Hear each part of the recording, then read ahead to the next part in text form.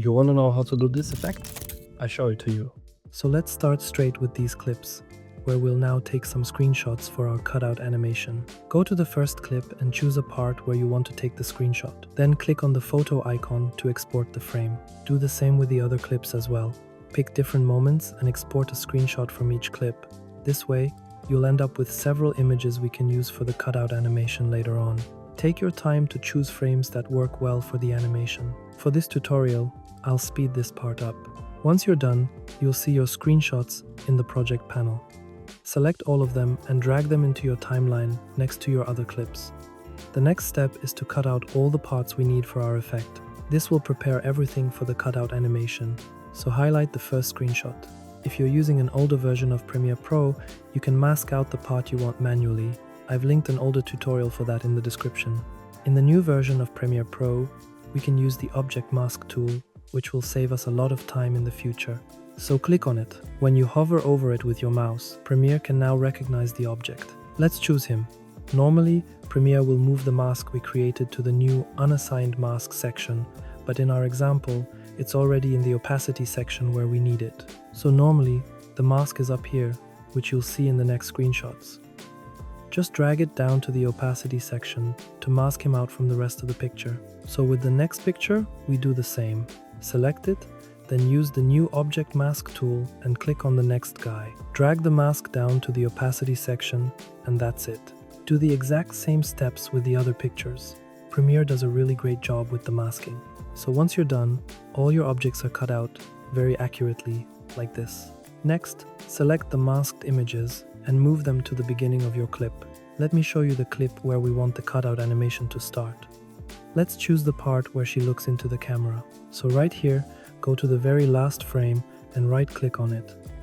Then choose Add Frame Hold, which freezes the last frame of the clip, so it stays visible as a still image.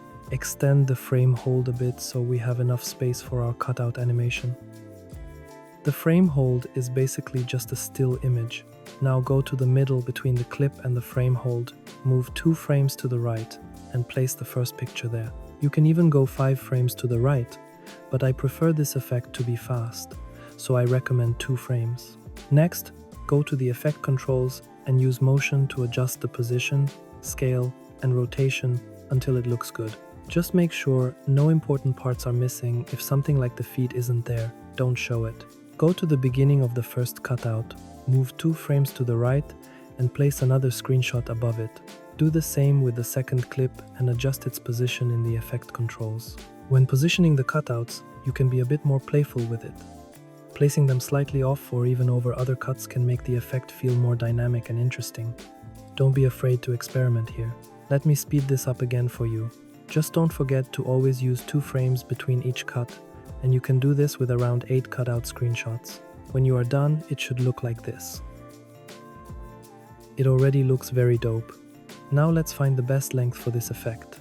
Go to the first frame of the last cutout, move 5 frames to the right, cut all other screenshots there, and delete the rest. With the Shift key on your keyboard, you can jump 5 frames using the right arrow, just a small tip. This helps you control the length of the effect very precisely. So delete the remaining part of the effect and drag the next clip after it to close the gap. It should look like this now, way better when it's a bit shorter. Next, select the first cutout and go to the Effects panel. Search for the Brightness and Contrast effect and drag it onto the cutout, because we want a small flash when the cutouts appear. With the Brightness and Contrast effect, you can create really nice flashes. It's my go-to effect in almost every project. Once you've added it, go to the Effect controls and move to the first frame of the selected cutout. Create a keyframe with around 55 for brightness and 20 for contrast. On the next frame, set all the values back to 0. Next, select the Brightness and Contrast effect and copy it.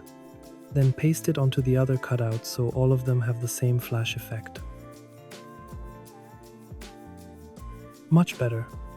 Now select all cutouts and right-click to nest them, since we're not making any further adjustments to them. Now we're going to pimp this effect even more. Create an adjustment layer and drag it onto the timeline. This will let us add a smooth shake right after the cutout animation. This adds extra movement and makes the transition feel way more dynamic.